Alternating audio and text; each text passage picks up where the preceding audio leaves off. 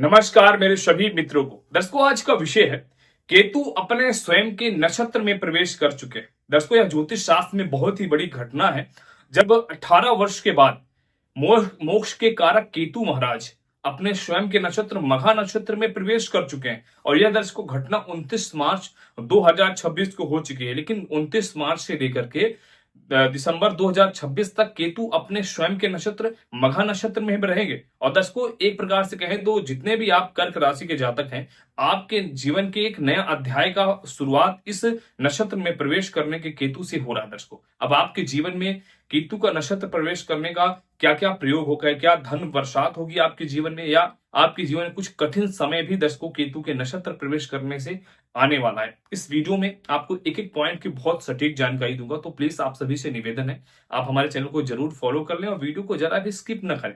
और पूरी वीडियो देखेंगे तो एक एक पॉइंट की बातें आपको समझ में आएंगी कि हमें क्या करना है इस काल में और क्या नहीं करना है। उसकी होने से हमारे जीवन अर्थात कर्क राशि वालों के जीवन में इसका क्या क्या प्रभाव पड़ेगा। और दर्शकों, अगर आप हमारे चैनल पहली बार हैं तो प्लीज हमारे चैनल को जरूर सब्सक्राइब करें। और विशेष रूप से अगर आपके जीवन में लगातार कुछ न कुछ कष्ट हैं, समस्या आपके जीवन में चल रही हैं, तो प्लीज एक बार अपनी जन्म कुंडली का विश्लेषण जरूर करें।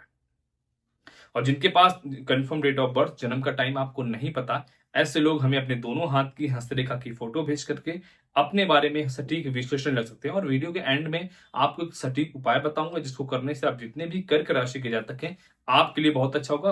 उपाय को जरूर सुनिएगा।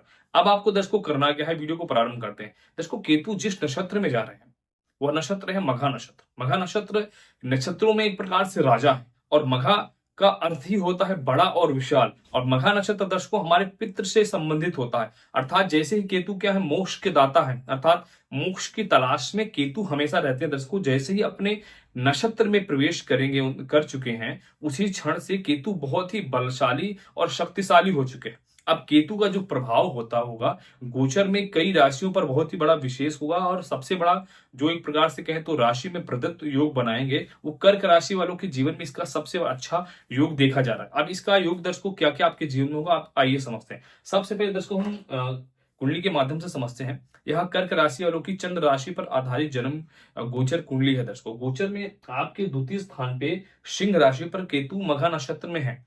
ठीक है। और सिंह राशि के स्वामी भी सूर्य होते हैं, जो कि राजा की कारक ही होते हैं, राजा ही होते हैं दर्शकों ग्रहों में। तो आपके द्वितीय स्थान पर एक प्रकार से केतु मजबूत अवस्था में है, आप सभी देख रहे हैं। द्वितीय स्थान दर्शकों धन का स्थान होता है।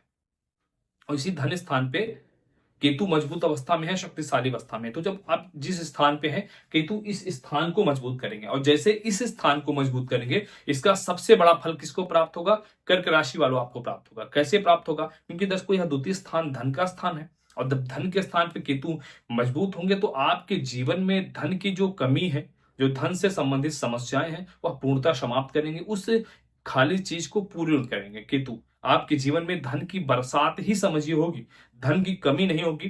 काई की जो भी ग्रह दर्शकों किसी नक्षत्र में प्रवेश करते हैं, उसके कम से कम 10 से 15 दिन के बाद ही इसका योग आपको धीरे धीरे समझ में आएगा। अभी तो कुछ समझ में नहीं आ रहा है, लेकिन आने वाले 10 से 15 दिन में आपको इस चीज का योग समझ में आएगा। हाँ यार, मेरा पैसा फंसा था, वो पैसा मुझे मिलना प्रारंभ हो गया है। अब मुझे कई जगह से पैसा प्राप्त हो रहा है। मतलब जेब हमेशा धन से भरे रहेंगे। कुछ बड़ा पैसा आपका रुका हुआ पैसा प्राप्त होगा। और साथ ही साथ दर्शकों यह जो मघा नक्षत्र है, यह पितृ का कारक नक्षत्र है। तो आपका पितृ से संबंधित जो रुके हुए कार्य हैं वो पूरे होंगे।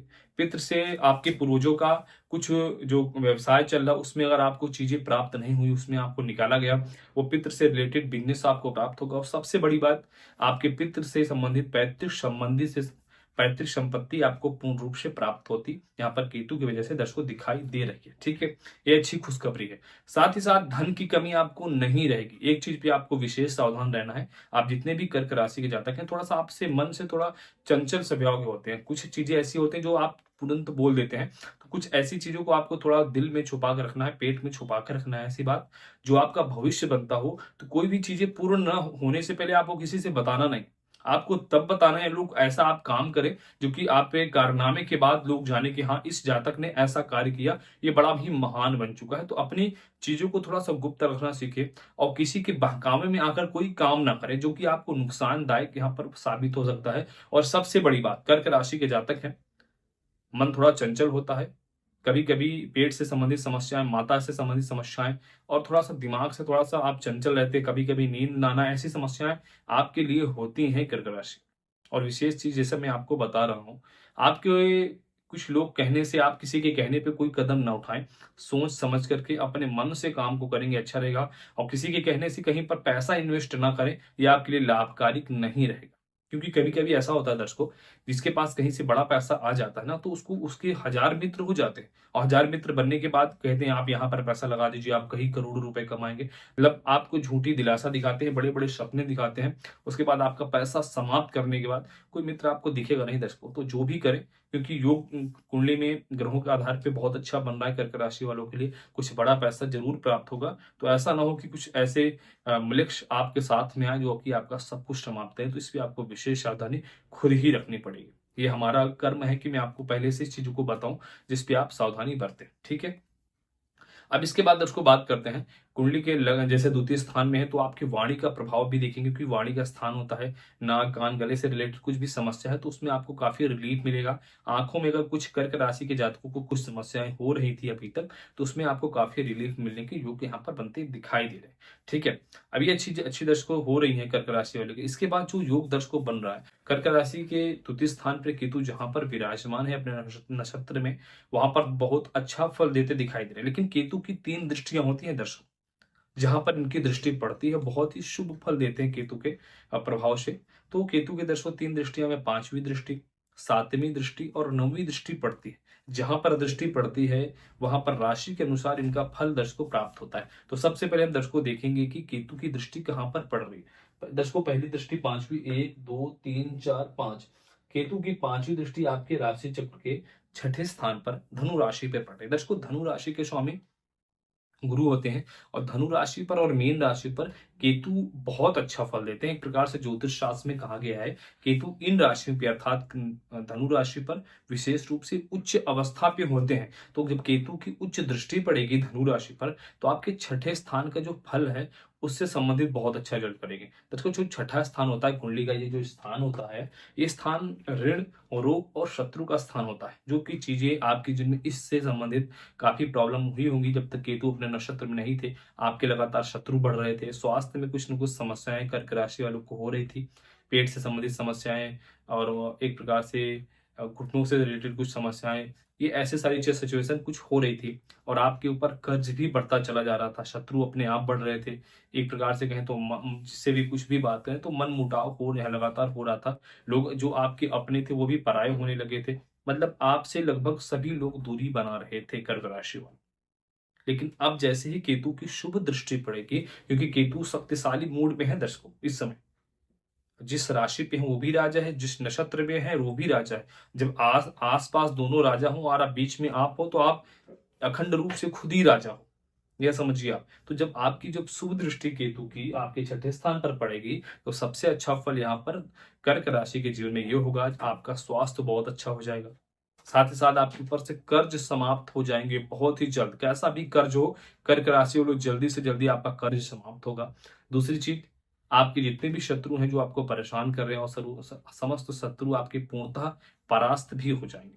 अब इसके बाद दर्शकों जो केतु की 5वीं दृष्टि, तो आपने फल को समझा। इसके बाद केतु की जो 7वीं दृष्टि पड़ेगी, दर्शकों केतु की 7वीं दृष्टि आपके राशि चक्र के अष्टम स्थान पे कुंभ राशि पर। दर्शकों अष्टम स्थान बहुत ही रहस्यमय स्थान होता है कुंडली का। इसी स्थान से हमें बड़ा धन प्राप्त होता है।